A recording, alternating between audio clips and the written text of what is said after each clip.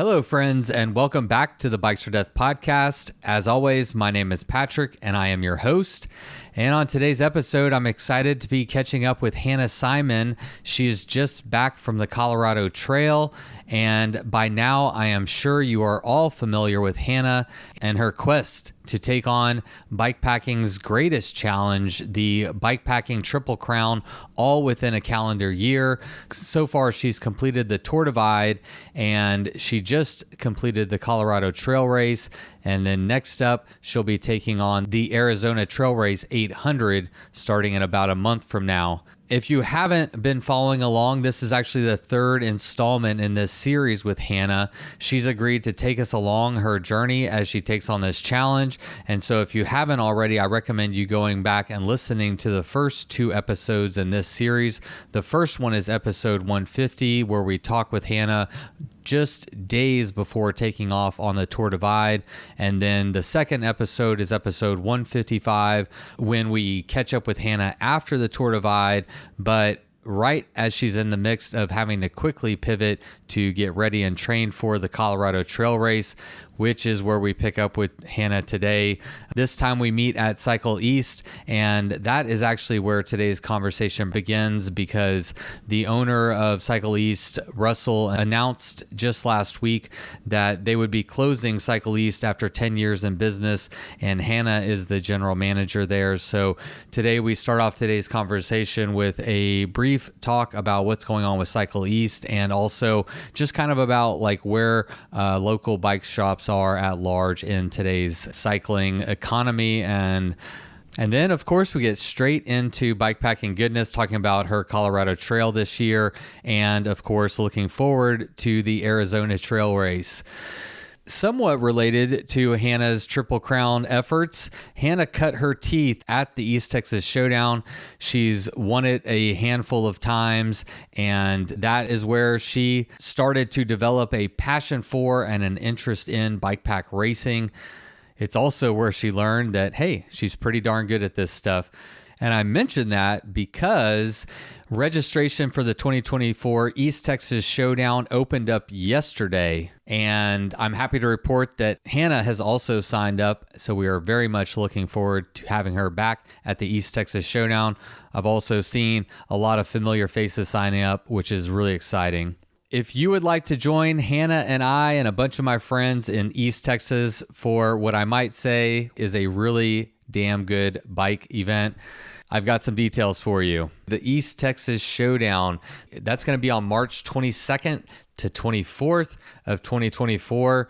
And registration opened for it yesterday. We have 240 spots available. That's all there is. We are limited by registration, by insurance, by space. So we've maxed out the facility. We've maxed out everything to be able to offer 240 spots. When I started recording this, we had sold out 171, which means we have 69 spots left. And if you hurry, you might be able to get one of them. So you can find registration at the link in the bio. You can find it at bikereg.com, or you can go to texasshowdownseries.com and find all the information there. It is a great time, and it is a great time because of this great community. I absolutely love this event, but it's not because of anything that I do. It's because of the great, the amazing, the wonderful people that come. They bring their stoke, they bring their good energy, they bring their good vibes, and I just cannot tell you how much it means to me to be able to host this event and to provide people the space to be able to congregate, to play bikes, to have fun, to share stories.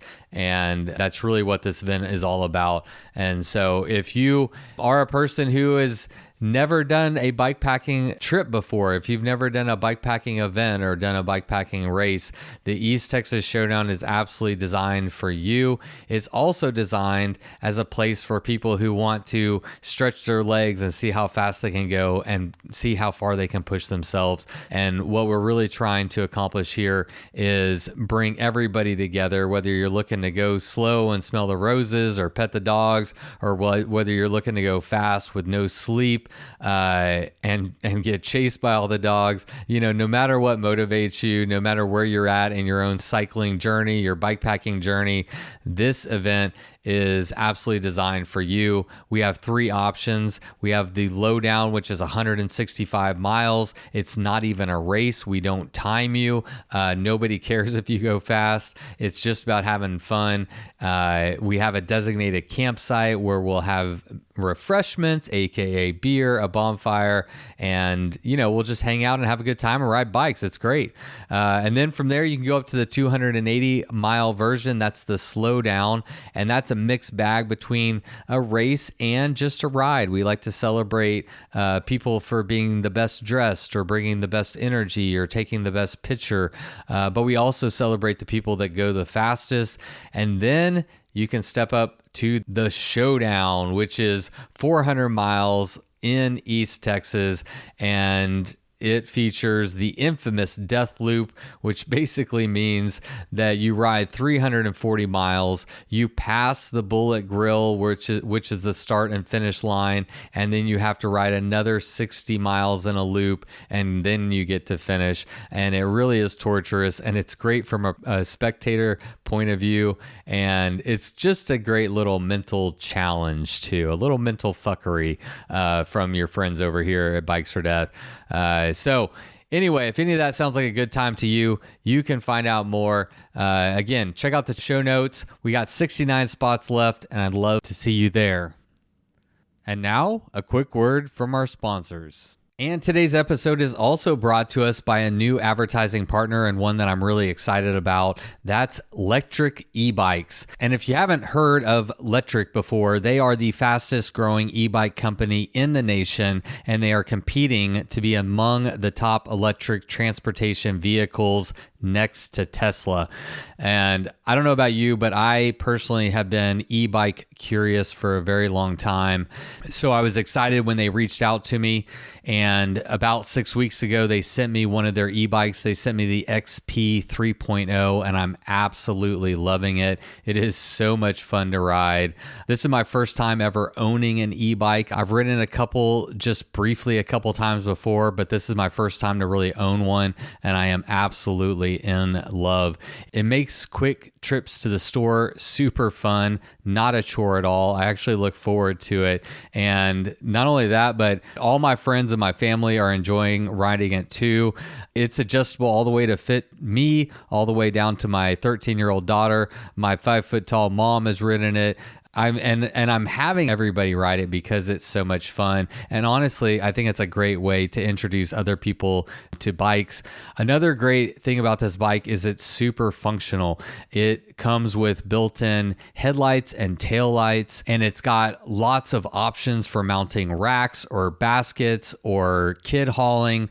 It is super functional, and it really is helping me find more and more ways to find alternative methods of transportation other than my car, which is something that I love, and I'm sure that you love and appreciate that too.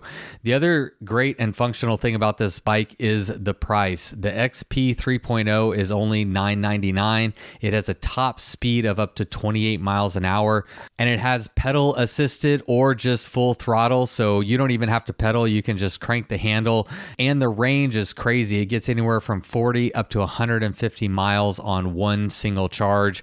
I have yet to charge the battery on mine. I'm curious to see how many miles I can get on it, so I'll have to report back, but suffice it to say, I am an absolute fan. I am bummed that it took me this long to get an e-bike, but now that it's in my life, I absolutely love it. And if you're interested in checking out their great range of e-bikes, I recommend you head over to lectricebikes.com to learn more and to explore the epic models Lectric has to offer. That's lectricebikes.com, LECTRIC ebikes.com. All right, and today's episode is also brought to us by AG1.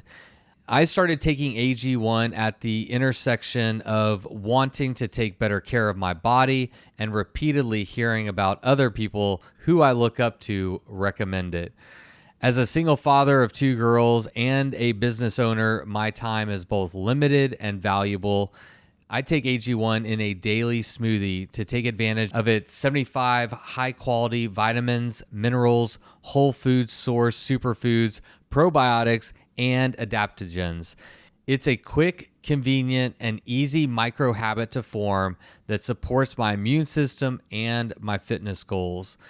So if you're looking for a simple and cost-effective way to boost your health and fitness, AG1 is making it easy for you. AG1 is going to give you a free 1-year supply of immune-supporting vitamin D and 5 free travel packs with your first purchase. All you got to do is visit ag1.com/bikesfordeath or smash the link in the show notes. Again, that is ag1.com/bikesfordeath to take ownership over your health and pick up the ultimate daily nutritional insurance. All right, ching, ching, ching. The bills have been paid, and now it is time to get to my chat with Hannah Simon. One quick note on this episode. This was our second attempt at recording this one. The first time I drove all the way down to Austin a couple weeks prior and wound up canceling our interview. And it has to do with my own personal mental health journey. And while this has really nothing to do with the podcast or bikes or whatever, but one thing I am aware of, and I try to do when appropriate and when it makes sense, is to just be an authentic person. And I think that one nice thing about podcasting and the long form format of it and the relatively unedited format of it is that you can really get to know people, their struggles, their passions, their heartaches, their successes, what drives them, how do they do X, Y, or Z. And to me, I've gained a lot of value as I listen to podcasts when I hear other people that are going through stuff. And so the first part of this podcast is me talking to Hannah about why I wasn't able to follow through with our commitment to do the interview the first time we had it scheduled.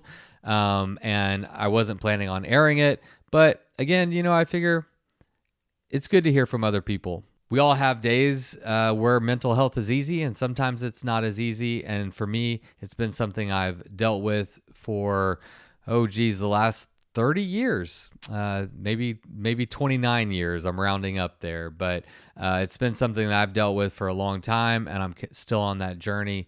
And for what it's worth, I decided to leave that in at the very beginning. But we quickly get into our chat about all things bikes and about Hannah's journey to complete the Bikepacking Triple Crown. All right, so let's get into it. But first, let's have Miles Arbor kick it off with the Bikes for Death theme song. You load up your bike, you ride away from home. You could be with your friends or you could be alone. You ride for a day or maybe more. You just love being in the great outdoors. Everything you need is strapped to your bars, including that new pillow you got from Santa Claus. And then you think, oh shit, to yourself. You left that super lightweight tent on the living room shelf. Bikes or death. Bikes or death.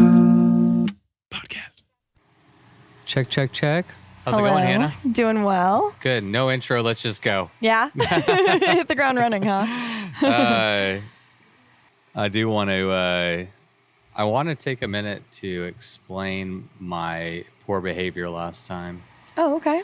If you want. You don't owe me any explanation. I'm being a little dramatic, but your poor behavior. I'm being all the way dramatic. So I take SSRIs for social anxiety, which is something I've battled since I was basically 14 and gone through puberty. And so I decided recently that I was going to try to wean myself off of them with my doctor's help. And so I did, and I felt like shit. But the thing is about social anxiety is I can't give in to that fear, And so I was it never even occurred to me to not do the interview. I was I have to do it. You can't not do it just because you like don't feel good. That's how you feed into these bad habits and patterns of social anxiety. So I like never even thought about canceling the interview until like 15 minutes before. And then something else occurred to me. And that's that I made a promise to myself recently that I would try really hard not to produce bad episodes. I produced one not too long ago. It wasn't yours. That like, I was like, man, that wasn't very good, you know? And it really like sat with me. I'm like, I need to like take this more seriously. I need to prepare better. I need to be in the right frame of mind and do everything I can. And once I like looked through that lens, I was like, I was so fucked mentally. Like I had so bad brain fog. I don't think I could have like been here present in an interview and like talked to you. And so that's ultimately why I was like, I think it would be better just to not do it for the sake of this conversation, the podcast. But anyway, that's my story. Yeah, no, I appreciate you sharing that. I think, you know, when I got that call from you, I also had a crazy day and wanted to express to you that it's totally fine with me if we need to reschedule, because for the same reason, it's like you don't want to do something halfway and then be upset that you did that later on. Yeah, it's kind of like what I said in the last podcast when we talked about, like, have you rested enough to do your best work instead of have you worked hard enough to rest? Yeah. So I appreciate you being honest with me. I think it'll work out better for everyone. Yeah, I think it's much healthier, to be honest, like with trying to be honest with myself and then, it was a multi-layered process where one, I don't want to give in to anxiety and fear and let that be a controlling and dominating force in my life. And then two, it's like, no, I made a promise and a commitment to myself, to the podcast, to my listeners, to my guests, to show up ready and present and in a good place to be able to talk, which I'm at today. Yeah. So appreciate it. Of course. Well, can we start out by talking about the latest news with Cycle East? Obviously Russell announced recently that the shop was going to be closing after, I believe, 10 years of being in business. You're the general manager, and so I don't want you to speak on behalf of Russell, but to the degree that you feel comfortable, I mean, can you just, fill us in on like what's going on and what the future looks like, maybe? Yeah, absolutely. I had thought about that because if we had recorded our podcast when we said we were going to, it would have been the day before we announced that we were closing. So it would have been a very different podcast, and I would have had to figure out how to talk about it without talking about it because we hadn't told the world yet. So it's one of those things that we've been talking about the state of the shop for a while.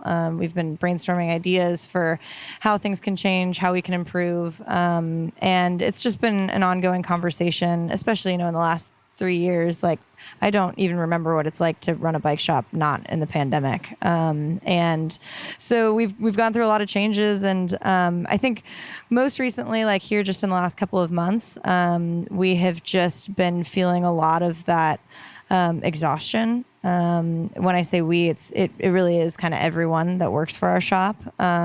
Russell shared whenever he announced it that it's been a couple years for him that he's been feeling pretty burnt out. I would say that it's been a little shorter time for me, but I started feeling burnt out, and then it's been most recent that I can feel it from our employees too.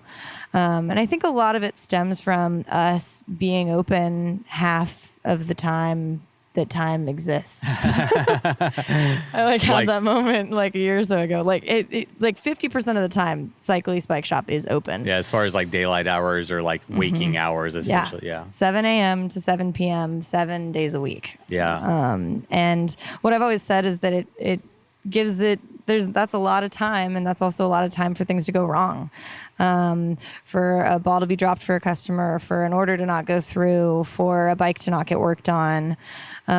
So it's both one of the harder things about this shop, and it's also one of our favorite things. And Russell talks about that a little bit too. It's like Sunday morning, 7 a.m., I have like made so many people's day just being here, whether it's to fix a flat or to swap out an Axis battery or whatever else. It's like there is no other shop that's open, but there's a reason for that. Yeah.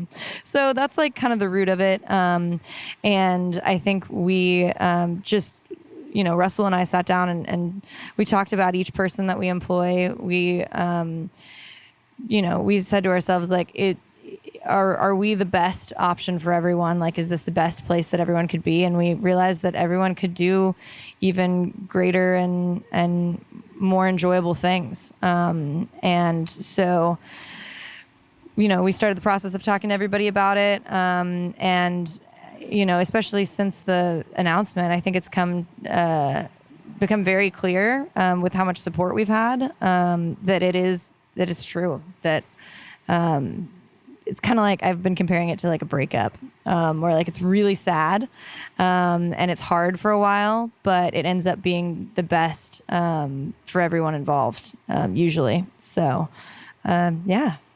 I think that's a great perspective to have, and something I feel like I'm always continually trying to remind myself, and just recently it's been at the forefront of my mind, and it's the idea that like hard things and challenges and even failures don't really have to be hard things and challenges and failures. They can be opportunities to pivot, to learn a new skill, to grow in a different area, to form new relationships, whatever it may be. But I'm 43 now, and I've seen this pattern repeat itself over and over and over again where, things go wrong. And then you're like, oh my gosh, my life is infinitely better than it was a year ago or 5 years ago or whatever. And so I think that's a great perspective. It doesn't have to be a sad thing. And it sounds like obviously a lot of thought and consideration was put into this. And Russell actually called me personally, which I really appreciated prior, and like let me know. And this is not a decision that I know came lightly.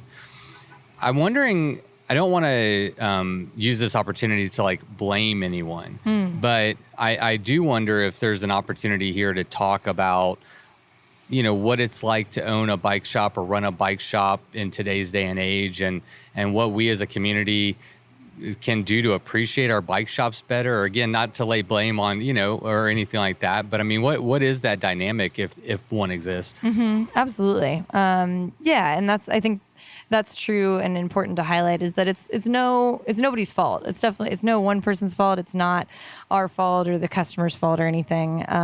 There is a larger issue that I think is very complex, and it's not exclusive to the bike industry, but it's that every consumer, every person has every right to go out and find the best deal for them, right? So we want you to find your dream bike at your dream price, just as much as you do. And what's happened most recently is a lot of companies have come out and done a lot of direct to consumer sales, and has kind of cut out that middleman of the bike shop to cut costs for their production and get as much profit as they can.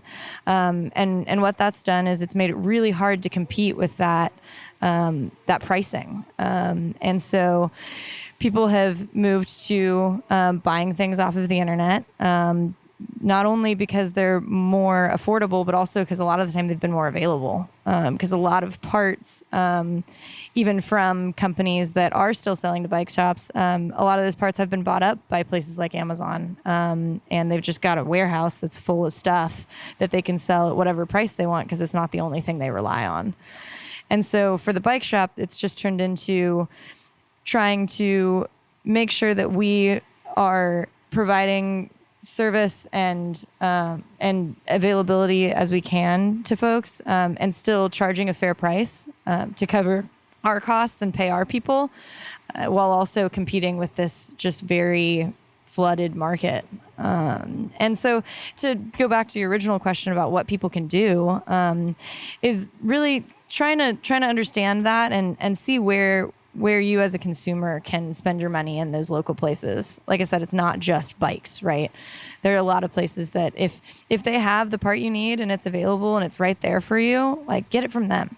Or if you can wait and it's cool with you that it's not going to show up at your doorstep in 2 hours, then then go ahead and get it from them. Because a lot of the time, and what we've done in our shop is we've tried our best to match those prices so that we can meet these people in the middle. But yeah, just, we've had a lot of support, and I think that's why this came as such a shock to so many people that we were closing, is that we're pretty popular on the internet and we're doing really well with our different like social programs and bike camping. And I think people were shocked to see that we were closing, but the reality is there's not a whole lot of money in it. Like, we love that we're popular on the internet, but it doesn't gain us any revenue, Trust me, I know. Yeah, exactly. Yeah. I'm sure that you probably also got. I've not received a single penny for having a decent following on the internet. Exactly. Yeah. And it's hard to monetize that. And it sucks that we have to monetize things, but at the end of the day, like, you got to pay your people. It's a system we're in. You didn't create the economy or the system we're in. I mean, reality, like, we can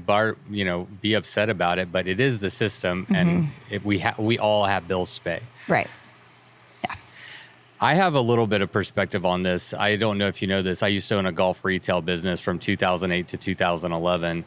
And I understand that retail is a hard business in a way that most people don't realize, because you want to foster these relationships, but oftentimes, in my experience, the retailer is caught in the middle between the customer, who oftentimes will want a good deal because the manufacturer is selling it cheaper online because they did like an overstock to overstock.com. And so like this is my experience from the golf shop, or to eBay or whatever. But, to compete with that, a retailer has to buy in huge bulk. So you bring in all this inventory. You just hope that you can sell it. The manufacturer dumps all of the responsibility onto you. And then you have customers coming in who often see things priced lower on the internet and want a competing price. And it's kind of a vicious circle. Mm-hmm. And I really always feel bad for retailers, because I experienced it myself, where like, for some reason, people are fine. You never ask for a dinner. You don't go out to dinner and ask for a discount, or go to a haircut and ask for a discount. But for some reason, in a retail type environment, people do. It's human nature. And again, I'm not like calling anybody out. But I just experienced it, and you just often get caught in the middle. And in this evolving market with online sales being, what they are, dominating the internet.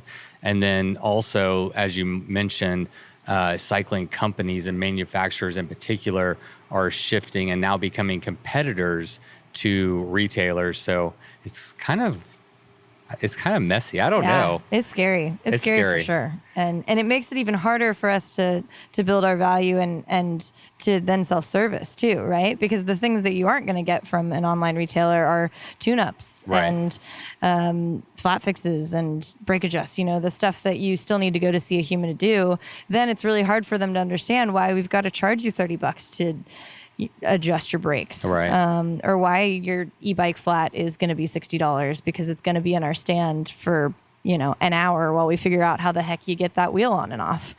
And it's hard to build that value when in other places they're not having to spend that money. But I guess that would be my added answer, is that is value the work that you get done and the service that people do. Yeah, you got to support your local bike shops. We hear it all the time, and not just bike shops. As a business owner of a variety of different businesses, I've long promulgated the idea of supporting local businesses when you can. You can't. Sometimes we need that fucking part tomorrow or the day before yesterday. And okay, but if everybody was a little bit more mindful of the idea and the concept and the reality of, you vote with your dollars. And every time you spend money in an establishment, you're saying, hey, I appreciate you. I value what you're doing. And it's not just about a transaction, but it really is about you voting for that business. And if you like the coffee shop down the road and they make great coffee, then go buy your coffee from them and tell your friends about it, And it's just a tough, brutal world, because we are competing against really big corporations that have like marketing teams and buying power and investors, right? And it's like, Yeah, you can go do that if you want. That's available, right? Yeah. But if you really value local businesses that are providing you one-on-one service, that are putting on clinics, that are helping to educate and to work on your bikes. And I mean, we've talked about this on the previous podcasts, like all the stuff that you do, you really do have to, show them your support. And that means not just showing up for the group ride, but Right. maybe buying a bike too. Yeah. Yes, exactly. Yeah. Well, what is the next? When does Cycle East officially shut down? What does the next near future look like for Cycle East? Yeah, what's our timeline? So first of all, we're going to finish out all of our planned programming for the fall. So all the bike camping trips are still going to happen. All the clinics that we have planned. I think we've got at least one more bike packing clinic and then a couple more maintenance clinics. So we'll still do all of that. And then we're planning to stay open for retail and service through the end of November. November 30th is kind of the date that we've got out there for when we'll actually close our doors to the public. And leading up to that, as our employees are finding other places to work and transitioning out of the shop, we'll probably adjust hours as well. So I always have the Google hours up to date, and we'll put it on our Instagram as things start to change. But yeah, we're planning to be closed by November 30th, and then we'll have some work to do as far as just unbuilding the shop and figuring out what inventory is left after that. And there might, be some leftover chances to still get your bike or something from us. But then after that, it just kind of turns into like, well, what do we want to do? By that time, I'm sure a lot of our employees will have transitioned to other jobs. I think Russell and I will still be, and potentially Blake and maybe Jacob too, will still be around for the end. Yeah, then we'll see what the future holds after that. No promises. There are no plans so far. Yeah. So, when did you find out? I mean, is this all relatively new? Like I said, we'd been talking about it for a while, and honestly, I would get like calls like almost daily from Russell, like, well, what if we did this, or what if we just cut down hours, or how could we, what if we did keep it open, type of thing. And it wasn't until pretty close to when he wanted to go ahead and announce it. Probably like a week or so before he wanted to announce it, that I got the call that he was like, you know what, like this iteration of this bike shop has to close. And that was really when we made kind of that definitive decision. And then plans started. We talked to all of the employees, and then pretty quickly he was like, we need to tell the world. So it's been in conversation for a few months. The idea of like, kind of like what you said, where we're like, oh, we don't have to keep doing this. Like we could keep doing it, and it could keep running as it has for the last 10 years. But if we're unhappy and we're overworked, like what are our options? Yeah. Well, one more question on Cycle East. And what in the next 2 months, are there any asks from the community? Are y'all like trying to blow out some inventory? Like, what are y'all doing in the next 2 months? And how can the community maybe say thank you back for 10 good years of cycle business? I know I'll miss you guys. Yeah, certainly. Come buy a jersey. Or we've got a thing we've decided we're going to do. If you buy a set of bibs, then you get a jersey free. So we've got a lot of those in stock. So even if you don't wear jerseys, like I own one, I don't know if I'll ever wear it, but it's now a relic. So that's the kind of thing that you could come and blow out some of that inventory. We don't have like official sales like posted yet. As time moves on and things start to turn, we'll post on our Instagram with any official sales we have. We've got a lot of the same models of bikes, so those kinds of things will be posted for sale. And as we get closer and closer to the end, the deals will get better and better. So I'd say just buy as many things as you can. Yeah. And we're coming in. We're actually, the weather is getting finally, I honestly didn't think it was ever going to feel good again. I thought we were all dead. It's like, this is our new normal. But it is starting to cool down, thankfully. And hopefully people will be anxious to go ride their bikes. So Sounds good. Well, I guess let's talk about how this information impacts your Triple Crown at all, if at all. Yeah. Yeah. So, I mean, it's definitely, it's a pretty big life change for me. I've been at the shop for 5 years, so I've been processing it. And also as I'm starting to like look into the future, I really can't see past Arizona. In my brain, just because that's like a really big feat. Yeah. Yeah. It's like, okay, once I get through Arizona, like regardless of what's going on with the shop, I will have completed the thing that I've talked about doing for a year now. And I think that will feel really, really good and very relieving in a lot of ways. So I don't have any solid plans for post, and I don't think it changes my like Triple Crown a whole lot. It does kind of force a little bit of like transition for me that I wasn't sure when I was going to move on. You know, I've talked about in the past 6 months or so, like what it is that I would want to do next after Cycle East. And it's been recent that now the after Cycle East means there's no more Cycle East. But it has been on my mind regardless. So as far as it affecting the Triple Crown, it doesn't change my approach to that a whole lot. It just means that when I get back, I'll have some things to figure out for sure. Can we talk about what those things are? I mean, we've teased the idea that you're interested in taking a run at being an endurance cyclist. Is that still on your radar? I was kind of saving this question for the final episode we did, but since this has all kind of sped up the process, where do you see yourself with that? I mean, you've got a couple events on your belt, you have a couple finishes and a couple results. What are you thinking? Yeah. I think that with our like closing announcement, I've also realized just how much energy I put into this place. And I was like, man, what could I do if all that energy that I'm giving to Cycle East was redirected to being an endurance athlete, or, you know, being an adventurer by trade, you know, and get paid to play on your bike. Yeah, exactly. Because if I'm not spending 40 hours a week in the shop, then I could be spending 40 hours a week riding my bike, and training, or putting together my own bike packing adventures to invite people on. And there's a few people that kind of stick out in my brain when I think of that.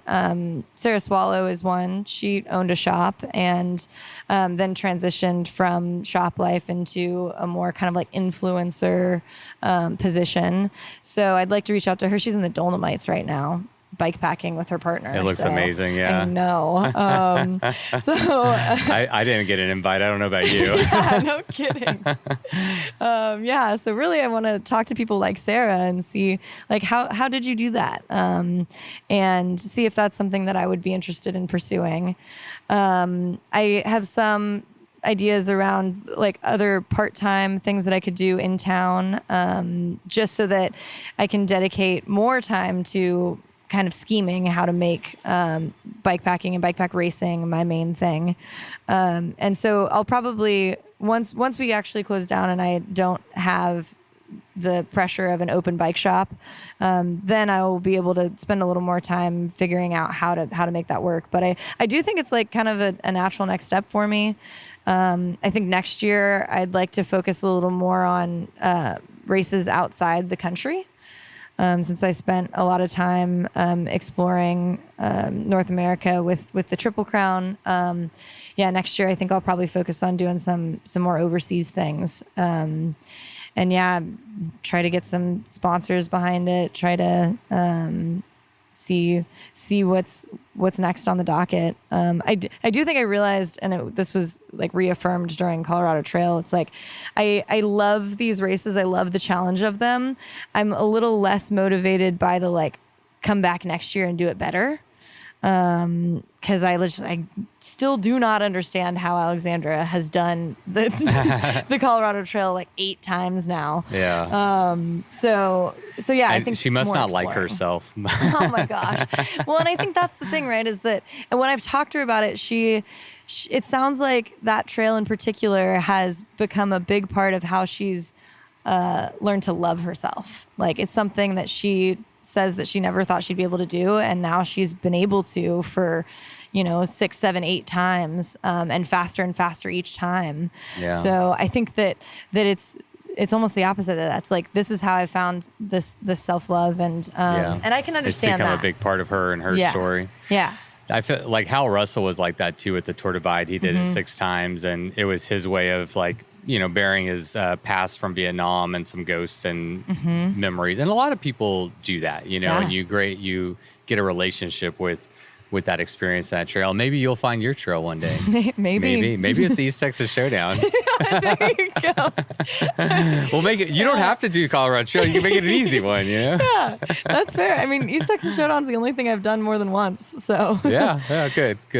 Well, do you think you'll come back next year, or are you going to be too busy? Oh man, I mean, it's in April again, right? I don't know the date off the top of my head. Well, registration opens tomorrow. Oh, good. I know that now. And it's March. Wait, why isn't it on my calendar? Oh, yeah, it is. The 21st or the 24th. I was just checking. Yeah, of March. Yeah. Gotcha. Oh, April is Doom. That's what I was thinking of.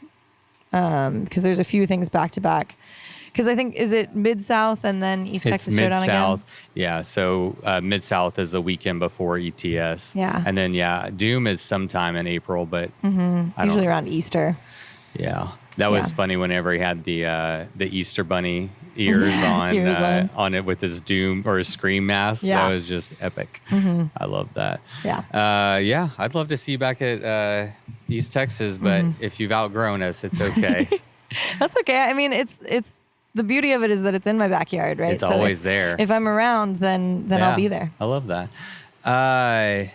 Oh yeah, this is what I was going to ask you. I asked Marone and Katya this question, and it's just I'm like taking a poll because this isn't something I ever really hear talked about. Is like the process of becoming an athlete or making money as leading trips, or like Sarah, she does her Route del Jefe, but she also writes articles, and like how are all these people like making it all work? And I don't know, to the degree people are open to it. I'm like, hey, let's just talk about it and like what's going on behind the scenes. So I'm curious. I think you've been on the podcast like this is your 5th time. Yeah. You've had some results and some bigger races now.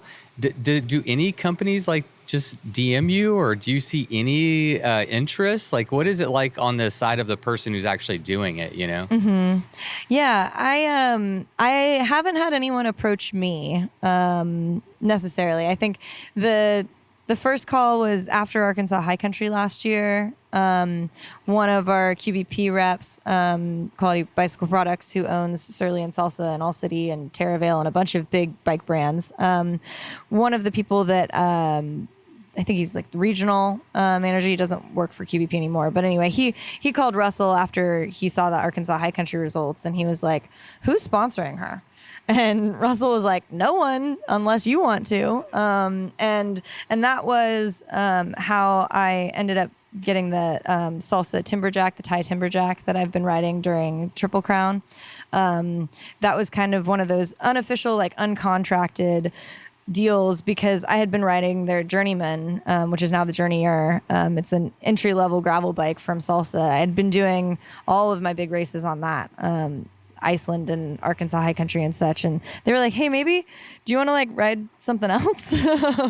So that was how I ended up with the fancy bikes that I've got. So that's the Thai Timberjack and the Warbird. Yeah. And then after that call, I had announced that I was doing Triple Crown, and we have a really close relationship with our SRAM rep as well, David Garcia, and he would come by the shop every once in a while with his boss, Jamie, and they were in one day, and it just kind of occurred to me, I kind of said to him, I was like, hey, y'all, I'm actually planning on doing this big Triple Crown thing next year, do you think there's any chance that SRAM would want to support me or sponsor me in any way?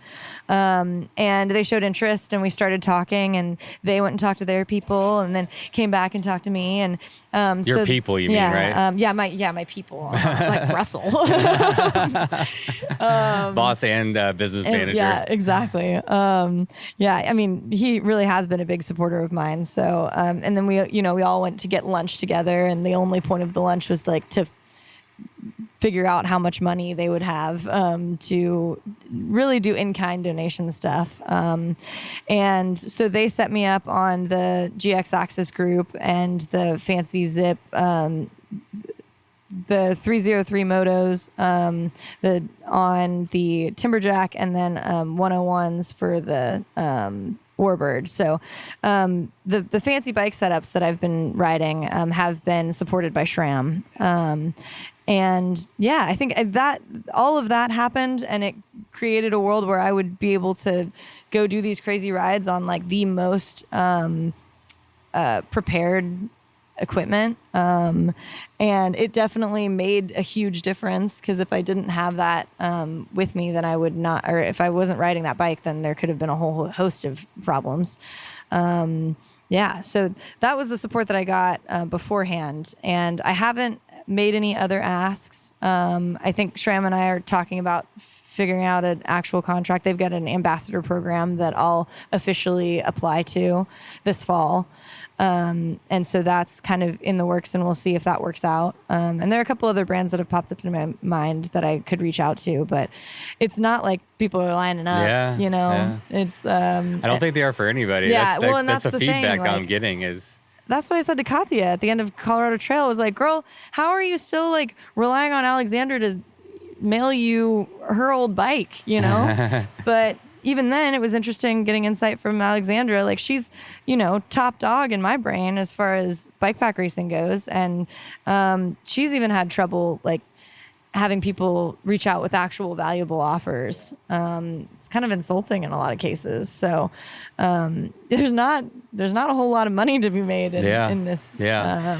In some ways, it's maybe a good thing with like bike pack racing hasn't gotten like ruined by money, and like where it's just like all about the money. Yeah. But at the same time, you would like to see people at least be able to figure out a way. And really, I don't know I'm curious. I don't know what it is. Maybe I need to interview a company one day and be like, why aren't people seeing the value in bike packing as an emerging market the same way they did with gravel cycling, and investing in some athletes and showing the world what is possible out there, and I still think it's the greatest human endurance effort there is on the planet that's available to us. And it shocks me that there's not more interest in helping to boost the people that are like really showcasing what's possible, So right. It's interesting. I wish I had an answer, but I think you're in the same same whatever fishbowl as everybody else, where it's just like everybody's trying to figure out a way to make it work. And one cool thing, I'm sure you're aware of this, but maybe people listening would also benefit. But Sarah Swallow, whenever she was riding with Salsa, right, and they dropped all their riders except for Lael. Remember that? Did Specialized, not Salsa. Thank you. Oh, yeah. Thank you. I knew I was hesitating for a reason. No worries. Specialized dropped all their like their adventure type athletes. Like it was a certain. It wasn't like all their cyclists, but it was just like this adventure group of cyclists. And Sarah Swallow was one of the athletes that got dropped. And as a result, she created this network of, everyone, like I'm on there, like podcasters and marketers and racers and group event organizers. And she created a collective of people to share ideas and kind of a brain trust. And, hey, how are you solving this problem? If you need sponsors, like who's got money right now, that kind of stuff. And so, which is great. That's a great resource. Is that something you've like checked in? Like looked into? I haven't looked into that specifically. Yeah. No.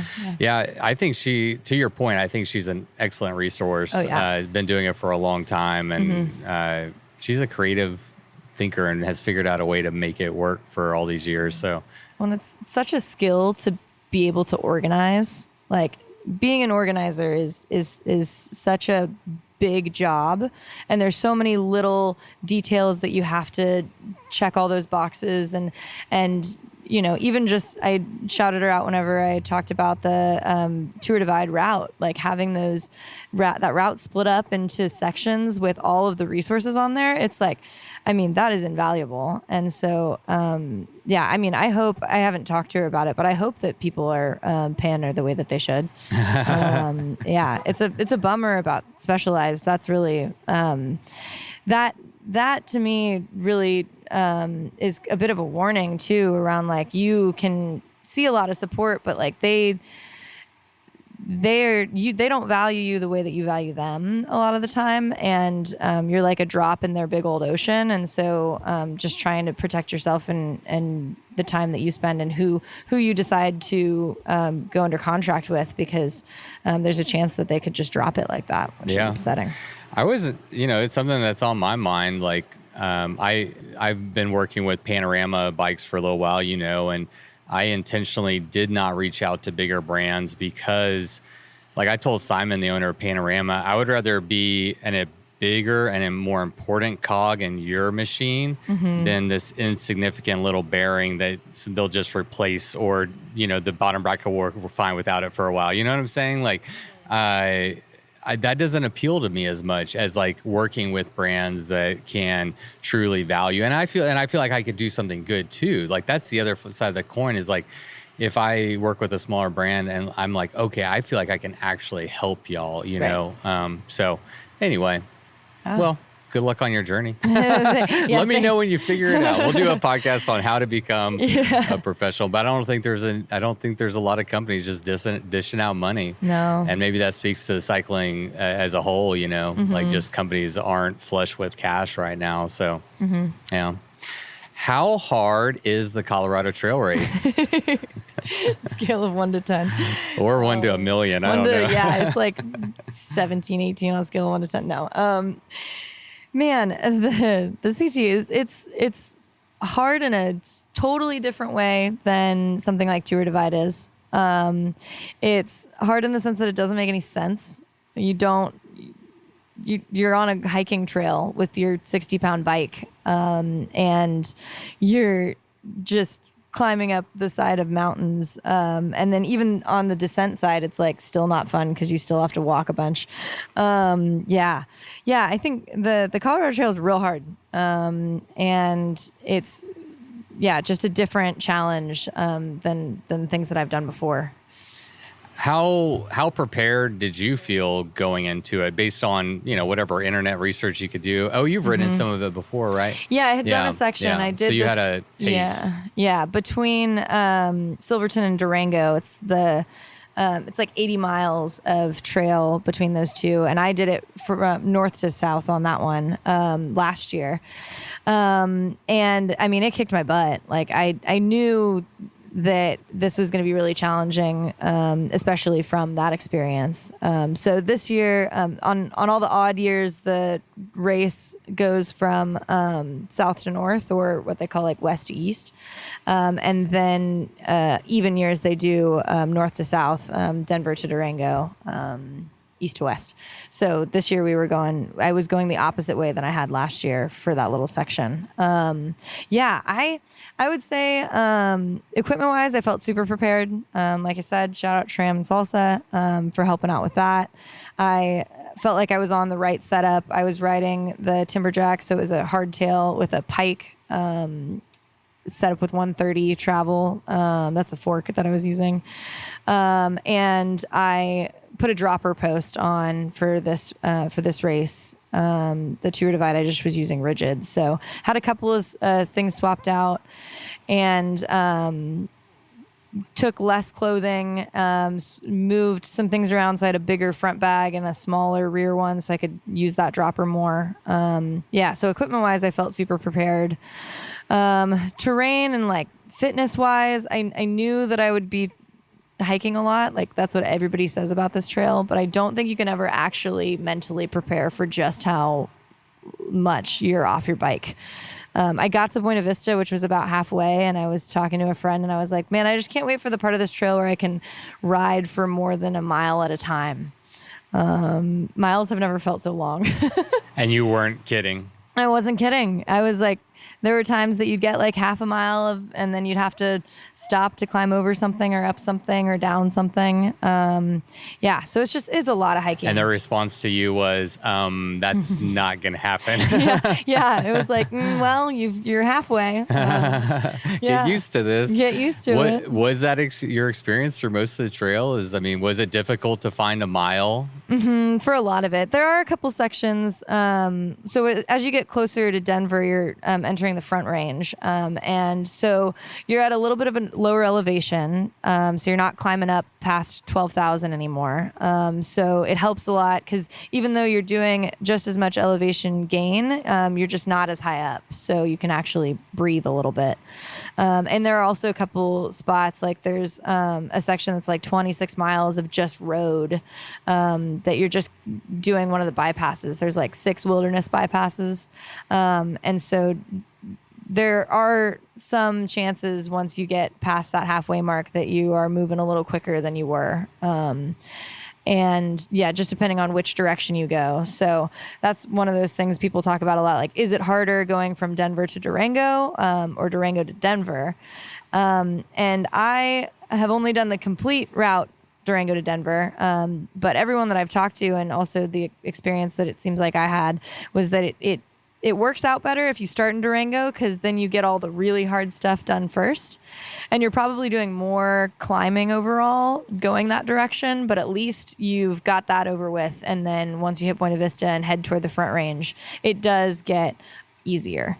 And I think doing it that way instead of running through the Front Range and feeling good and then realizing you've got, Stony Pass to go over just to get into Silverton, which Stony Pass is where the like high point is, which is 13,500-ish feet. You're up on that ridge for 12 hours, above 12,000 feet above tree line. So doing all that and then doing Front Range is really nice. So how well prepared were you for, I'm trying to get a sense of like how hard this was for you coming from Texas. Like, oh yeah. Like was there a point where you were like, this is impossible, I'm going to quit? Like, did you ever get to like a super low? Yeah, get to that point. Reflecting on it, I don't think I ever got there. Relatively speaking, we had pretty good weather. There was never a point where you got so soaked that you weren't gonna dry out. So the weather cooperated pretty well. And I would say, like, altitude wise, I got there a week beforehand and stayed in Salida, Buena Vista area for a week before, and was just riding, doing different trails out there and sections of the trail that are in that area to kind of try to acclimate. I do think it helped a lot to be able to do that, just to be up at that high, thin air. And I did notice too, once you got through the higher elevation parts, the sections that are lower, that are closer to Denver, I think I had acclimated a whole lot more by that time too. Yeah. So I think it helped doing it in that direction too. It's like forced acclimatization. Yeah, exactly. Like as you're out there doing the race, you're acclimatize or die. Yeah. Yeah. So there was never a point where I felt like I was going to quit. I think in my reflection, I realized that the thing I had to complain about the most was just how hard it was. Which wasn't enough of a reason to quit, like, oh, this is hard for you. Well, you just keep going. Physically, mentally, both. Like, what was adding up to make it so hard and so challenging? A little bit, I don't know, pretty even, I would say. I was going to say a little bit more mentally, but, the physical factor was totally there. So I think mentally the hardest part was just how slow mountain bike miles are.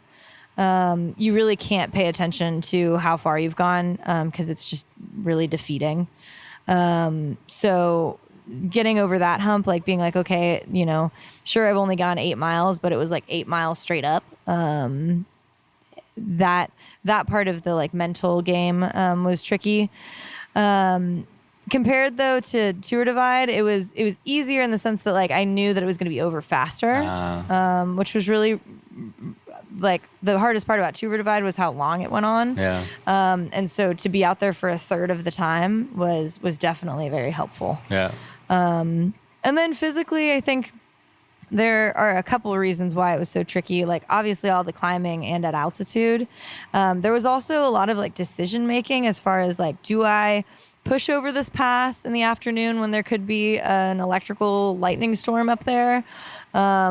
Or is that like too risky? And I think this is where, having never done this trail before, I think made it that much harder because you just have no frame of reference.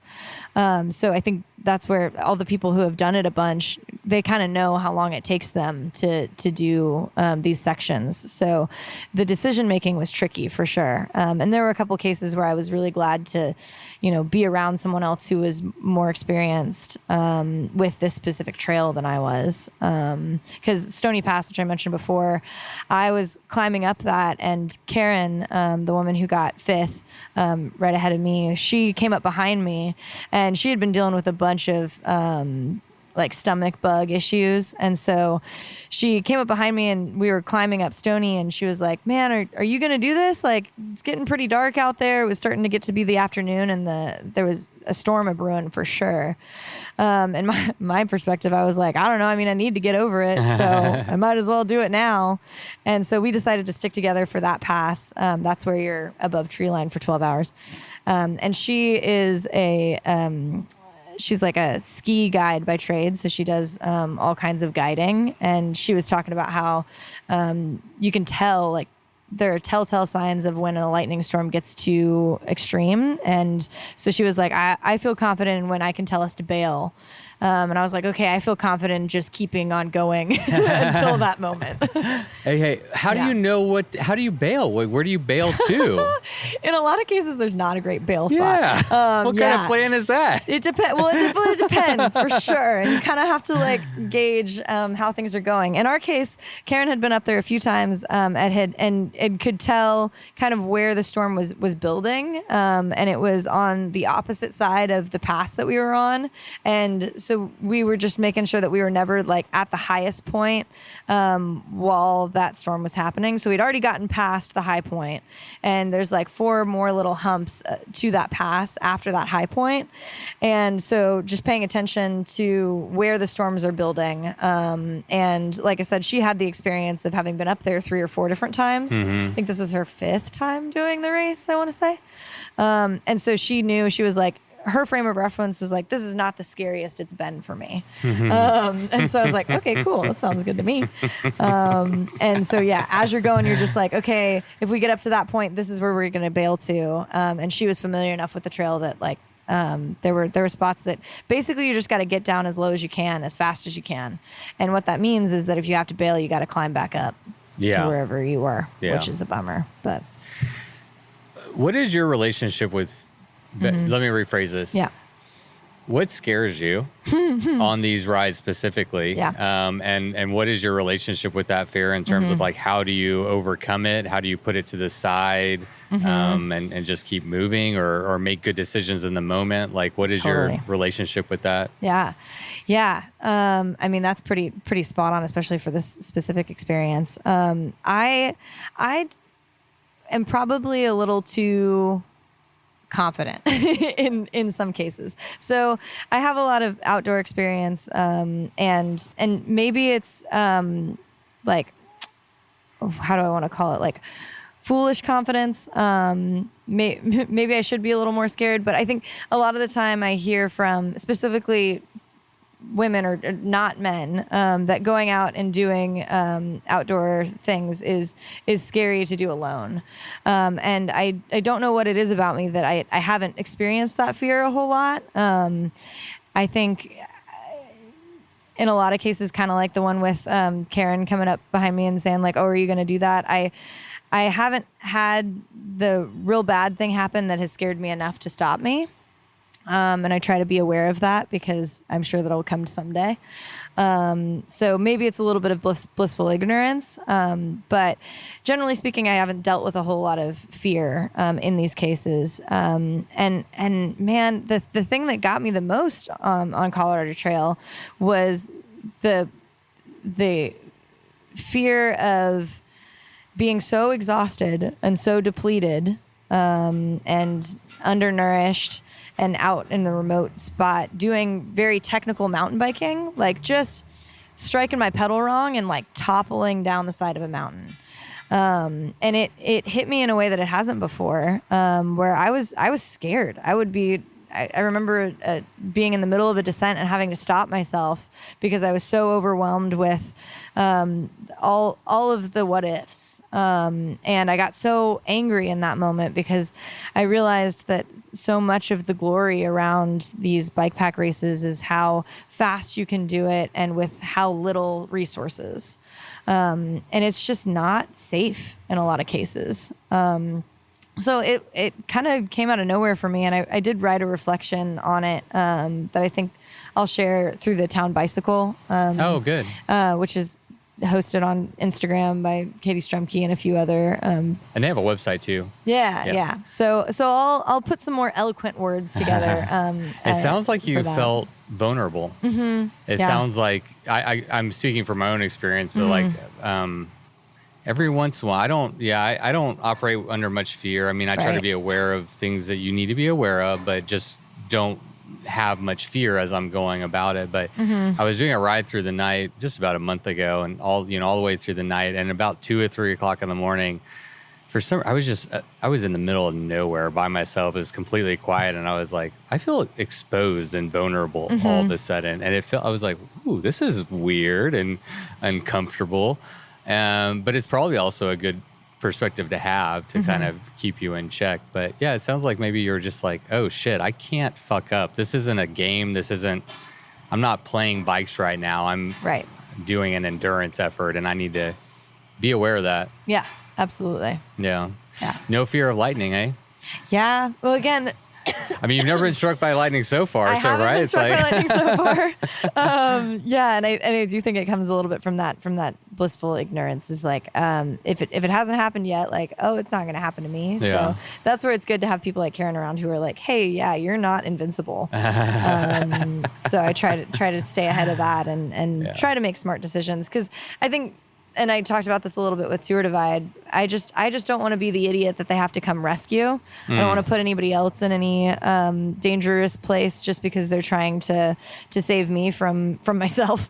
So I try to stay aware of that. And I think there'll be different challenges in the future with different trails and such to try to prevent those things from happening. And I did a little bit of that with Colorado Trail. Like, for example, the last night that I was out there, another rider, his name's Simon, he and I had been riding together for a while, and we got toward the end, and the last 40 miles is into Waterton Canyon is like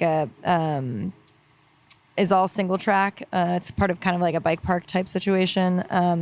And we were coming up on the end of a big gravel section that then, like, once you finish that gravel section, you are put back into the woods for that last 40 miles to do the rest of it and kind of drop into the canyon.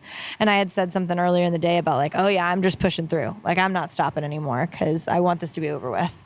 And he kind of like looked at me sideways and was like, yeah, okay. And I just remember getting to the start of that trailhead for that last section, and it was like 10 o'clock at night, and I was pretty delirious, and I was still feeling okay, but I realized, I was like, man, there's no reason to keep going right now. If I do, then I could hurt myself and just ruin everything 40 miles out from the end. It will take me so much longer to do this, like in my exhausted state, versus if I just stop and sleep for 4 hours, and I'll finish at a time that nobody's awake, and then I don't get to have a party. Yeah, you wouldn't have got that 6 skid photo at the end. Yeah, my skid photo, exactly.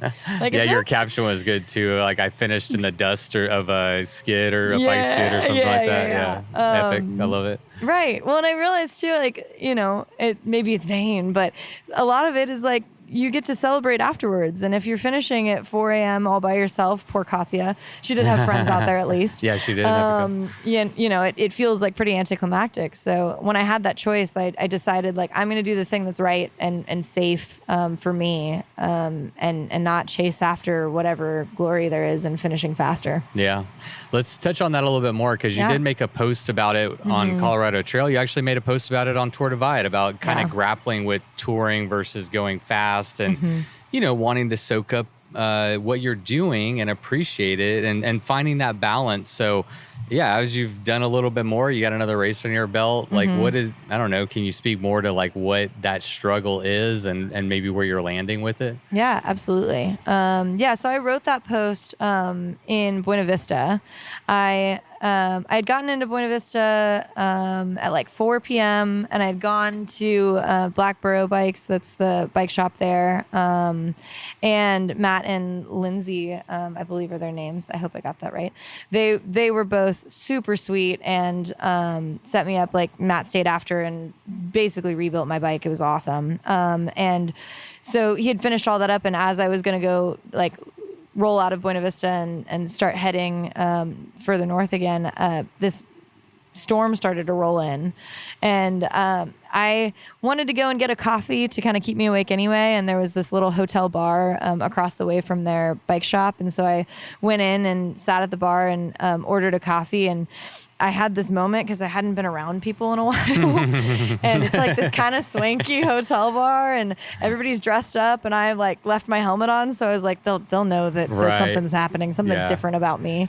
Yeah. I do that too. I bet a lot of us do that. Just be like, I'm doing a thing. I don't normally look like this. Yeah.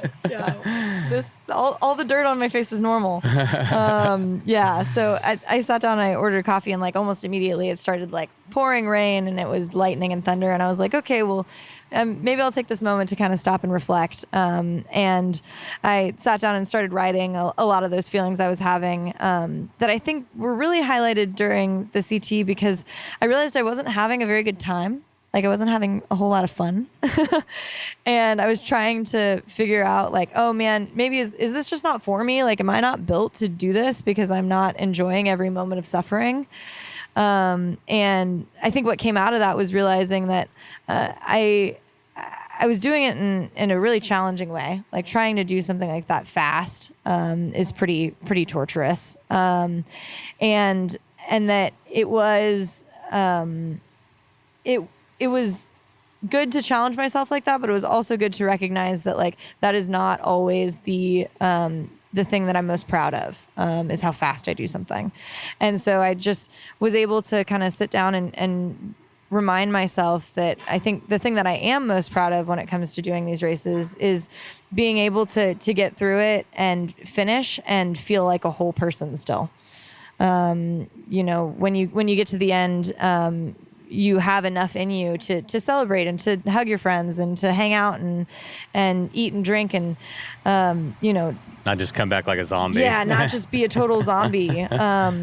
That's such a good point. That's such a good point. Yeah, I like that a lot. So there was a little bit of sentiment in that, and I think it was also feeling that fear and trying to understand, like fighting a little bit of imposter syndrome around, like, am I a good enough mountain biker to be doing this if I'm like walking down every switchback, which, man, those switchbacks are fucked. So if you're riding down them, that's incredible. But just trying to remind myself that there's no right way to do these things. And that it's okay to take that comfort like I did during Tour Divide. And just take care of yourself and be proud of that. Yeah, absolutely. I mean, you got to be out there mostly for yourself, right? Yes. You're not going to draw. You can draw some inspiration and motivation from here and there, but like you have to be out there for yourself and have your own internal drivers, and you got to be okay with that to whatever degree that makes sense to you. I have two follow-up questions, and you touched on both of them. Okay. One, I was curious if, it's like, hey, we all like riding bikes. Bikes are fun. Hey, I'll do this event. I'll do that event. Then you do the Tour Divide. Then you do Colorado Trail.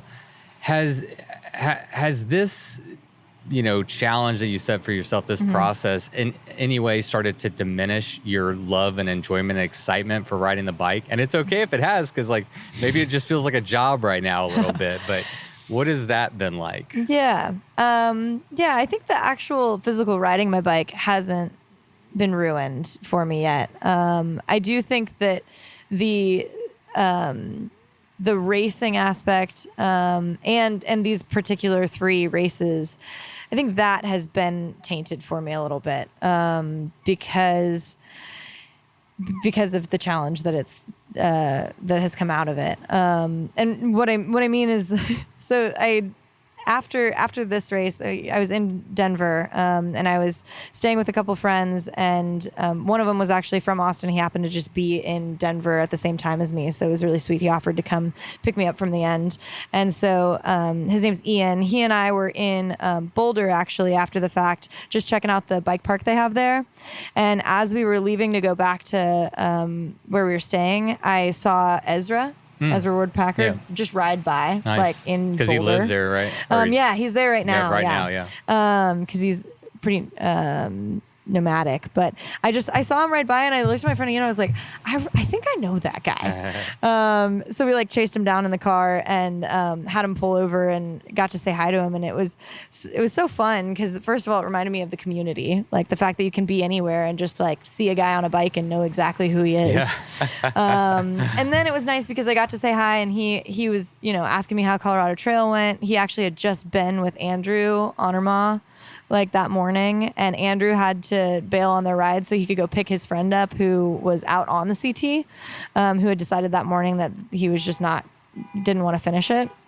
So all of these happenstance things brought us together on the side of the road here, and he said something that really hit me when he was like, Ezra said to me, yeah, whoever came up with this Triple Crown thing really just picked the 3 hardest and like most rigorous trails in North America and said like, hey, yeah, do them all in 1 year. Like that sounds like a good idea. Yeah. And it meant a lot coming from him because he's very involved in the bikepacking community and also pretty experienced. And so like hearing him say that, I was like, you know what? You're right. Like this is fucked up and kind of on purpose.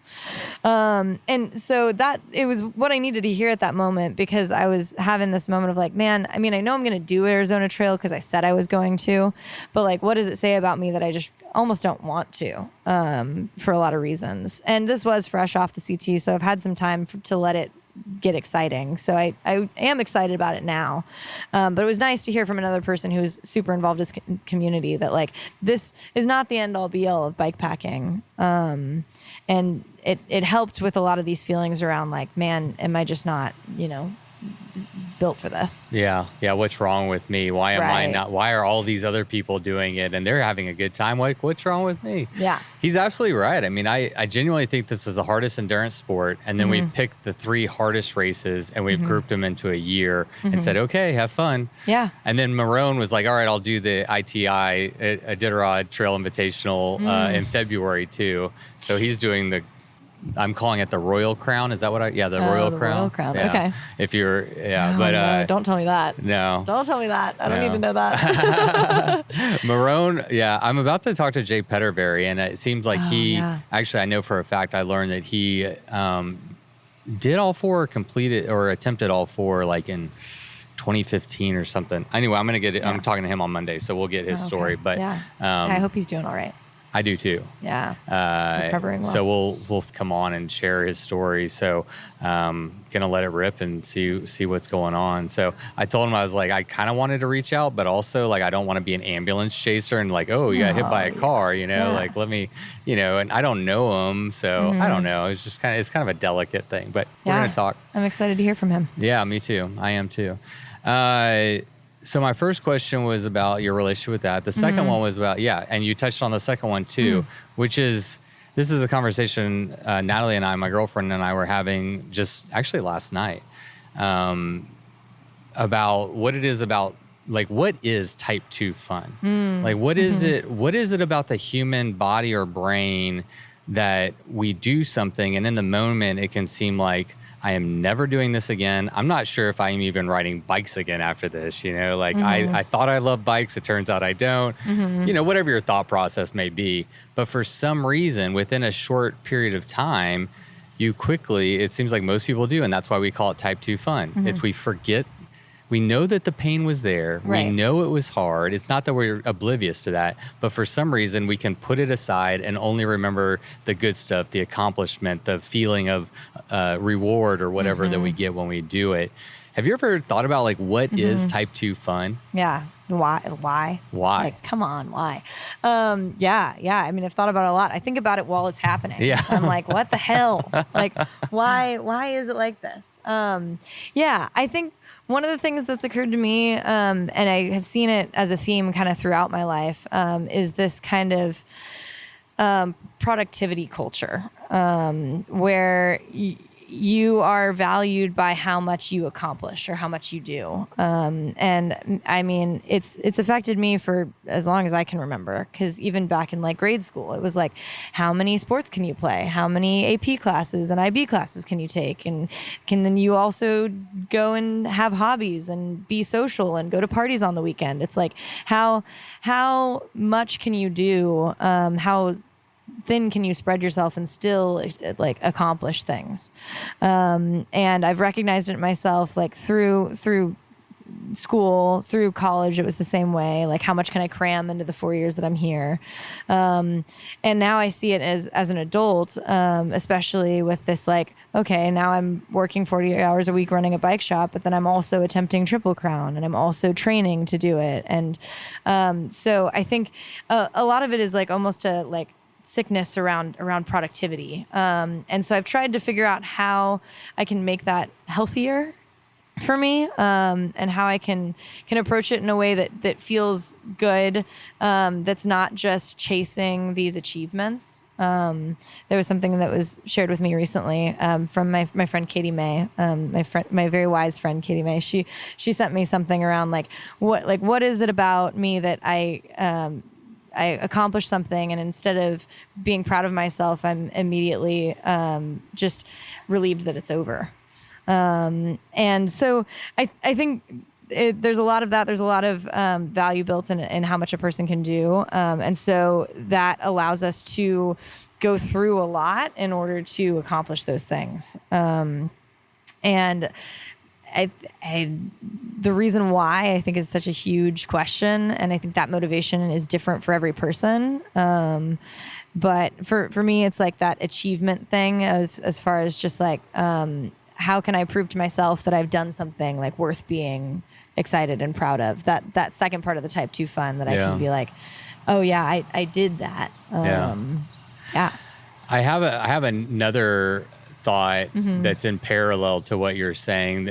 I had this thought last night, so it's still a new thought, but we'll throw it out there and it may be just for fun. Yeah. I wonder if it's evolutionary. I wonder if it's some kind of mechanism that as we evolved, like, you know, imagine what we used to have to endure being cold or hot or hunting our own food, or, you know, I mean, I'm sure every day you woke up was a hard day full of challenges. Right. And in order to, like, as a species, be able to move forward and keep just moving forward, we have to somewhat have a short memory and allow some of the negatives of, like, if all of the negatives just continue to build and build on yourselves, like, we as a species might not have like continued to move forward, you know? Right. I don't know. It's kind of a deeper philosophical approach to it, but I was just like, what is this type 2 fun that you can do something and be like literally it happened because Natalie and I did this 22-hour ride in Arkansas. It was our longest ride. I mean, we did 11,000 feet of climbing.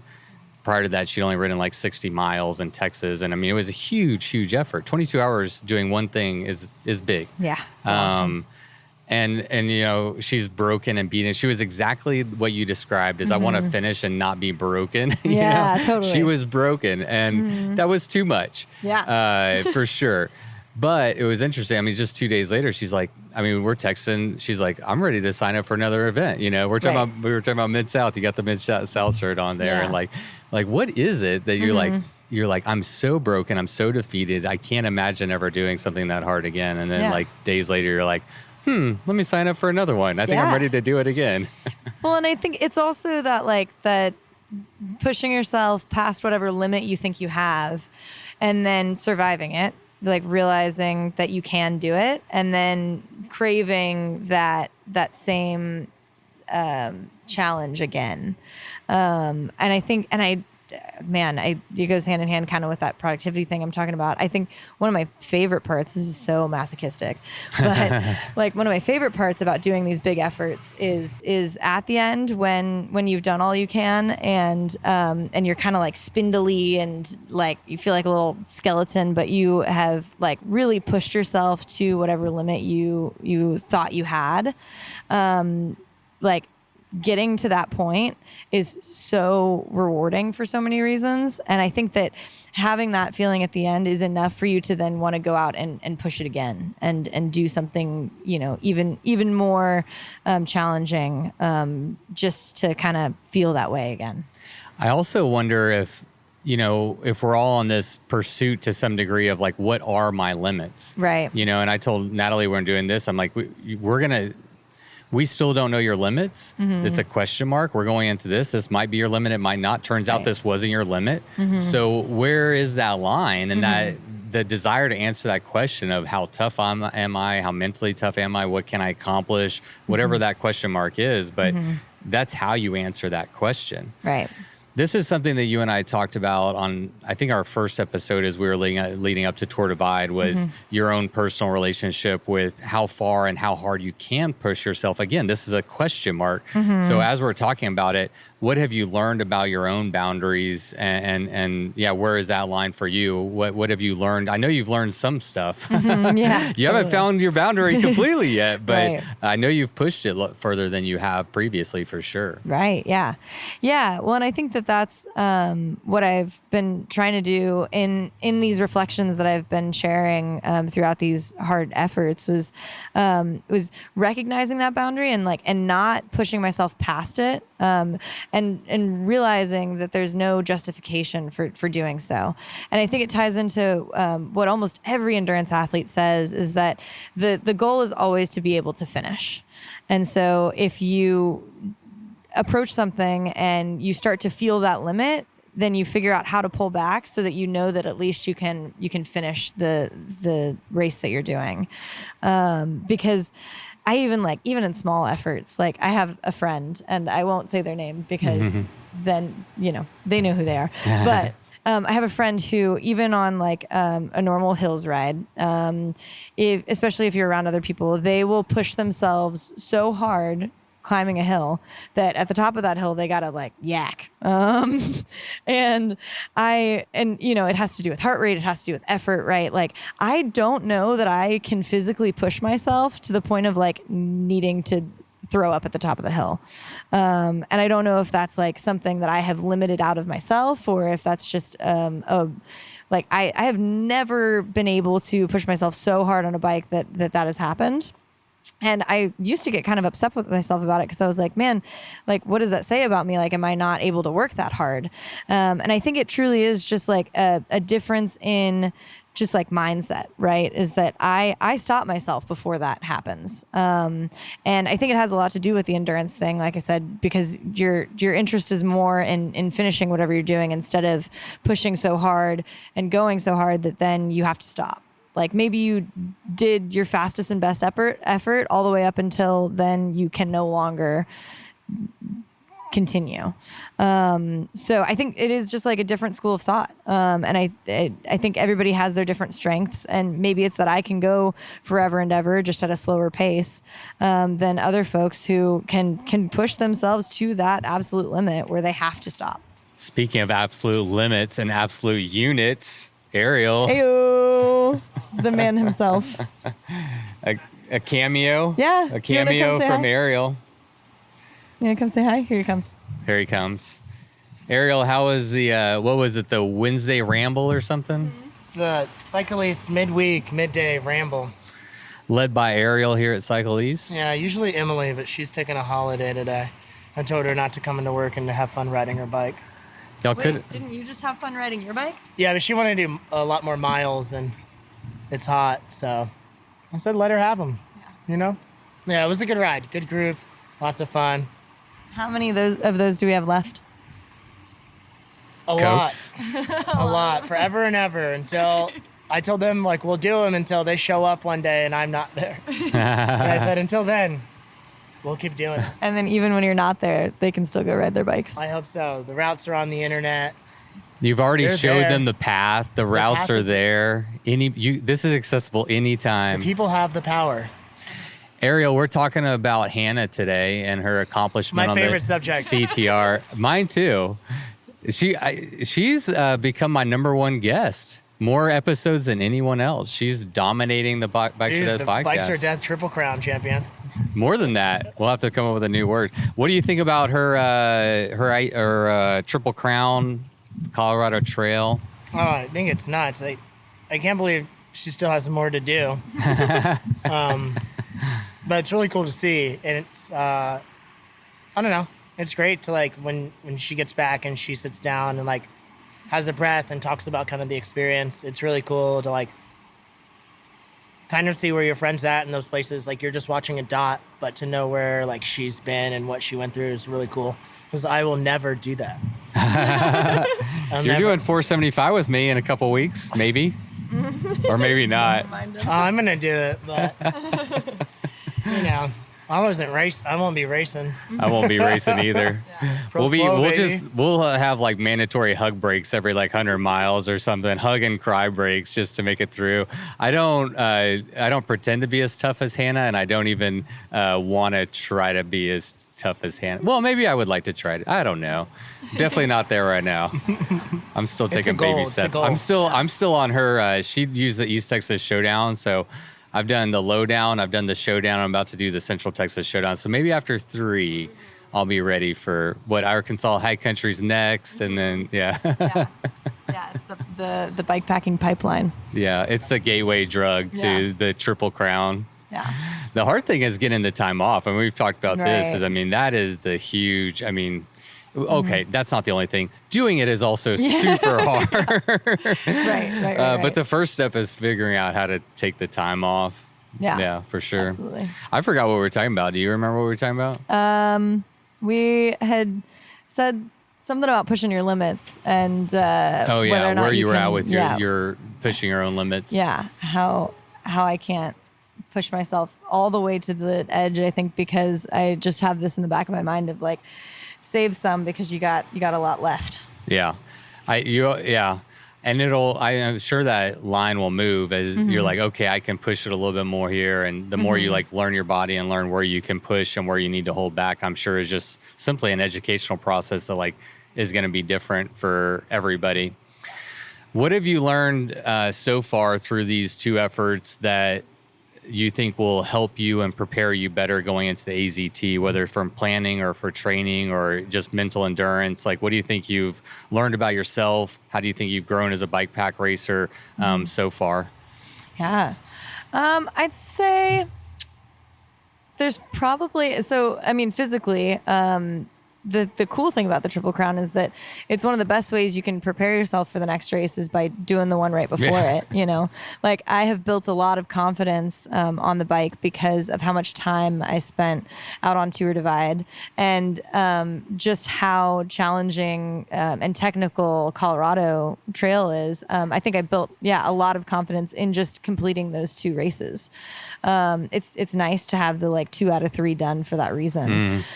And I think, leading into Arizona, it's definitely the most daunting one because it's kind of a mix of both, right? It's longer than Colorado Trail. It's technical like the trail is. But it's shorter than Tour Divide and But you carry your bike for 26 miles. Yeah, but then there's the Grand Canyon. Yeah. So, there are a couple of votes of confidence because of what I've already accomplished, but there is also some of that hesitation because just because I did the other 2 doesn't mean that this one's gonna pan out. Yeah. You haven't already checked the box just automatically. Yeah. Exactly. You still got to go out there and fucking do it. There's still 800 miles of really rough terrain. Or 775 of it, and then 26 miles of hiking. And I guess I should clarify for folks who don't know, the Arizona Trail 800 goes through the Grand Canyon, and Grand Canyon is national parkland and it's protected. So you're not allowed to let your tires touch the ground while you're actually traversing the canyon. So you have to carry your bike on your back in order to get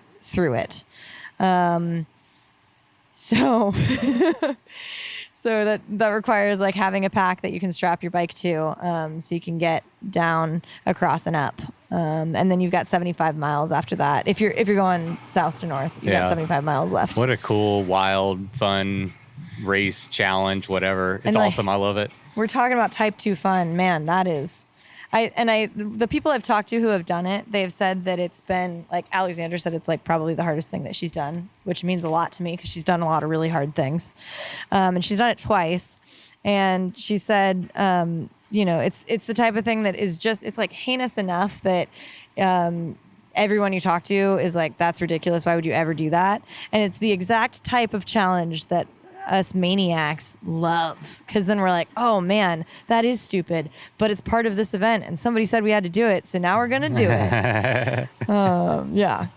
Have you started, do you have a backpack to carry your bike on? Have you started training with hiking with that on? How are you preparing for that? Yeah, so I did. I picked one out based off of recommendations, both from Alexander and from Lael. It's a 24-liter Osprey Cirrus pack. So it's actually got like a hard, not shell. What's the word I'm looking like for? frame. Frame. Frame, yeah. Yeah. So it's their smallest framed pack. And I reached out, when I reached out to Lael, she pointed me to Dusty. Or Dustin, he works for Revelate Designs, and he was kind enough to kind of give me pointers because he had altered that pack, or a version of that pack, for Lael. And then a friend of mine the other day was like, oh, well, have you thought about reaching out to Hanson? Hanson Little, he runs Dark Realm. And so I was like, oh man, I didn't think about it until right now. So when I reached out to Hanson yesterday, I was like, hey, we're kind of a tight timeline. Like the race starts in a month, but would you be interested in adding some extra straps and sewing some things onto an Osprey pack for me for the Arizona Trail? And he's the best ever. So he was like, yes, of course. I've got 9 million things going on in my life, but I would love to help you. Even though it's a lot of pressure. pro athlete now. This is rolling out the red carpet. Man, but I mean, I'm so grateful that he's willing this community is to do it. Awesome. That's what it really comes down to. Yeah. And that's what that's what reassured me in reaching out and asking him. I was like, I know, first of all, I trust that he would tell me no if he really couldn't do it. And secondly, I know that it sounds like something he would be really excited to do. So we're just starting that process right now.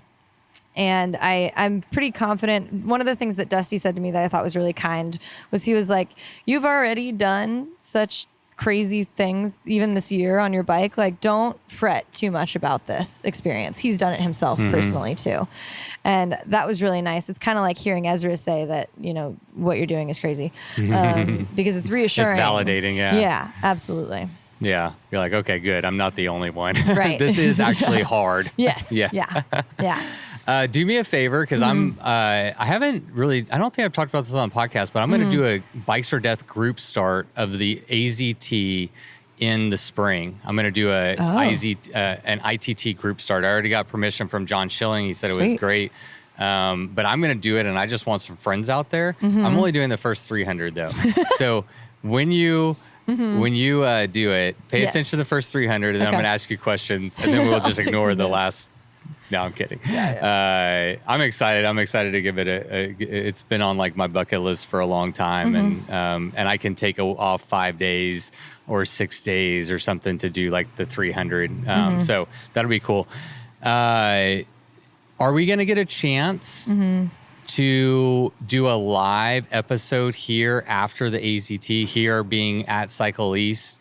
Because what I would love to do, I don't know if I talked to you about this or Ariel about this or both of y'all about this, but what I'd love to do is do a live event here at Cycle East, a live podcast, I should say, have people come. We can all celebrate your accomplishment, or at least what you attempted to do. I'm feeling confident that you're going to finish. And get other people to ask their questions and come and party with us. Do you think we'll be able to do that? Oh yeah, certainly. Well, at that point, because the race starts on October 19th. And I hope it doesn't take me a month to do it. That would be something. I don't know how long yet. I think the record's in that like 9 or 10 days, so it'll probably be 10 or 11 for me. And then I'll be back in town, and I would absolutely love to do that. It would be cool. Like the live podcast we did before was really fun, and I think that was great for people. And so I think it would be a fun way to celebrate something that is generally pretty anticlimactic. For sure. Experience. They really are. It's just like they just happen in a vacuum, and it gets an article on Bikepacking or Radavist, and I might but it's like, and then it's just gone. Yeah. It's like the hardest fucking thing ever, and then it's just like poof. Yeah. What's on next? To the next thing. What's next? Yeah. Exactly. Well, we'll take a second to pause for yours at least. And, and honestly, I wish we could do it for everybody. I wish there was more. I wish there was more of this, but I'm only one person. Maybe we can invite them. Maybe we should invite some people. Hey, there's a lot of Triple Crowners this year. That's a good idea. Yeah. Okay. We have good ideas. You have good ideas. I had different questions this time. I didn't focus as much on the Colorado Trail. I did 2 episodes previously about the Colorado Trail. And so I decided since we keep doing these, I was like, I'm going to ask some different questions today. Yeah, but, absolutely. Was there anything else that I missed that you wanted to touch on? Not anything that comes to mind directly. I said a lot of the things about Colorado Trail that I had thought about saying. I will say, it has been interesting knowing that we're doing this series and then being out there and thinking to myself like, oh, I'm going to say that to Patrick. Like, oh, Bikes for Death is going to hear about that, which has been really fun for me too. And I wanted to thank you for kind of facilitating that for me, because like this is something I'll get to keep forever. Like I'll get to go back and listen to these podcasts. And what I've done the last couple of times is on my way back from the thing, I listened to the podcast that we recorded before it. Which I don't normally do. Typically, I do not listen to the podcast I'm in. But it has helped with just kind of frame of reference for what we'll talk about next, what we've already talked about that I try not to say again. Because again, I'm like, I can't believe anybody wants to listen to me talk for this amount of time. So same. They keep turning on the radio. I don't know why, but here we are. So I'm like, come up with some new things to say. But it's been really nice to have this reflection time and be really intentional about thinking about these things and how they happen and looking forward to the next ones. So just thank you. Oh, I thank you. I think, I've been excited from the beginning because I think, I've never seen where someone just follows their journey. It's like win, lose, or fail. Like we said from the beginning, you're going to take the audience along for the ride. And we didn't know how we're going to turn out, which is very vulnerable. Speaking about vulnerability. And so I appreciate it. It's been really interesting for me. And I hope that what we're doing is helping other people maybe feel more comfortable with their own ability to approach something like this. It's, we're telling your story, but hopefully like people are like, oh, maybe they could see themselves doing that and getting their own inspiration, and it's those ripple effects that go out that are really cool. I had another thought for you, and I wish I thought about this prior to doing this, but since you said that, and I know you're racing and this isn't the top of your priority, but like if you ever have those thoughts and want to turn on your voice memo on your phone and just record them, I think it would be really cool to like insert like little clips, like, of different sections. And it, it doesn't have to be 15 minutes. It can just be like, I don't know. It could be whatever, you know, but if you have those that come to mind, and even if you just want to capture them so you can remember them later, I think that would be really cool. And I'd find a way to use them if you let me. Yeah. That's hilarious. You said that I have good ideas because I've been doing that. And I have them. You have them. I have them. Yeah. Which is so funny. I just thought to myself, I was like, oh, I forgot to mention that to Patrick, like before we did this podcast. But just because I had the same thought, and especially because I have the perspective of like, oh, I'm going to record a podcast after this. There are a couple of them that I have that would probably be great little inserts in there. So I can listen to them. I'll send them to you for sure. And if there's a way to incorporate them even in this one, or maybe when we record the live one, I'm sure there'll be some things from Tour Divide that'll be helpful to throw in there. But I do. I have some for you. Please send them to me. I've approached some other people with this idea, but the problem is that I'm doing it post, and so because I'm saying it post, like I won't call anyone out, but I've talked to some other people about, hey, they have all these audio files, but they weren't recorded for me per se. They were just voice memos. Yeah. And so that's super vulnerable to just send somebody like me that you don't know that well, like all these really personal things, which I totally get. So to the degree you feel comfortable, but I would absolutely use them. We can either insert them in, or we could just like do a little thing at the end, like a thoughts from Hannah section, a little montage of clips. But I think that as I, do this and go along as a podcaster, I'm like, how can I be more immersive? Like, how can we help tell this story better? Because that's the ultimate goal. And I think being able to include some clips is just a kind of a no-brainer way. So obviously good ideas. Great minds think alike. Yes, nice. All right. Well, give them hell out there at AZT. Thanks. I'm excited for you. I'm proud of you. I think it's been just awesome to watch you.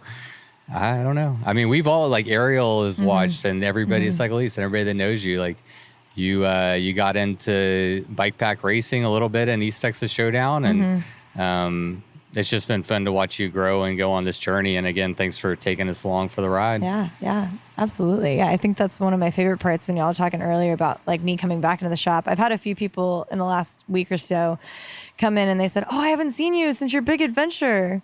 And I'm like, are you talking about Tour Divide or are you talking about Colorado Trail? So yeah, just I appreciate it. Big adventures. Adventures, yeah.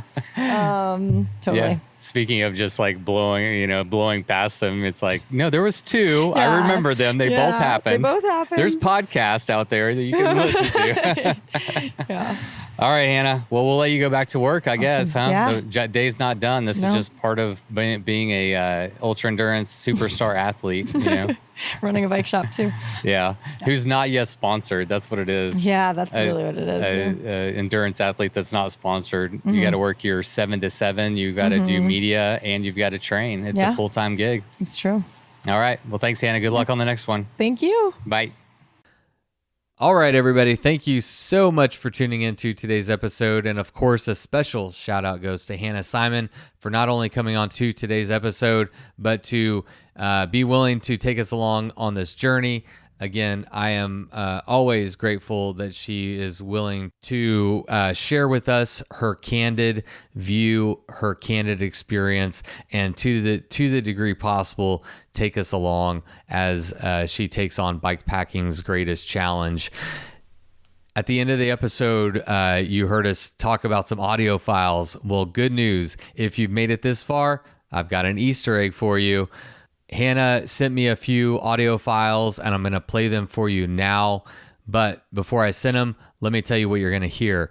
The first 2 audio files come from the Colorado Trail race. One of them she just recorded. One of them she sent to a friend of hers, and she let me share it on this episode. And then the third one is actually from Tour Divide, but it's a really heartfelt and important message, and actually all of them are important. And I really love these audio files because they take you into that moment with Hannah in a way that I can't as a podcaster, even maybe days after talking to somebody. So I really like this idea, and I hope that not only can we get some audio files like this from Hannah in the future, but maybe some from other guests as well, because I think this adds a little something special. I really enjoyed this, and I hope you do too. So here is Hannah on the Colorado Trail, followed by a clip of Hannah on the Tour Divide. Just got over Kokomo Pass, which was beautiful, but again, just like relentless. This terrain, man. Colorado's got a lot of rocks. They don't need any more rocks here. But yeah, I'm about to go climb over another really big mountain. Hopefully before it gets dark. There's a little storm of brewing, but it's over where I just was, so I'm hoping that it doesn't make it over to me. I'm currently climbing up the hill behind Mount Princeton, and the clouds are putting on a show. It's quite thundery, but this is the section that I rode to Buena Vista. So familiar with it. Been really helpful to be familiar with some of the things. Shit is hard. I'm not having a good time. I'm like trying to channel your positive energy, and it's working some of the time, but not really. Yeah, just like exhausted, depleted, malnourished. It's also like really dangerous to descend mountains when you're like delirious. So try my best to not like throw myself off a mountain, unintentionally or intentionally. But yeah, not really any good things to report. But still going, because that's what we do. Just keep pedaling. Just need to take this moment right now and say, remember this. Remember this beautiful fucking road with this beautiful mountain view. Remember how warm the sun feels and how happy you are that you could literally cry because of this view. I want you to remember this moment when it's really, really gross outside and everything you own is wet and you don't know what else to do. I want you to know that these moments are going to come too. That it's all worth it. So grateful to live this life. Wow. Good stuff from Hannah. And again, I'm just so grateful to her for her candor and her vulnerability and allowing me to share some more intimate moments with y'all. All right. Well, next week, you might have heard on today's episode, I teased it. Next week, I'm talking with Jay Petterberry, and I'm very excited to talk to him. I wish it was under better circumstances. He was hit by a car as he was riding the Great Divide mountain bike route on a recent project that he was on. It's something he would work towards for a long time.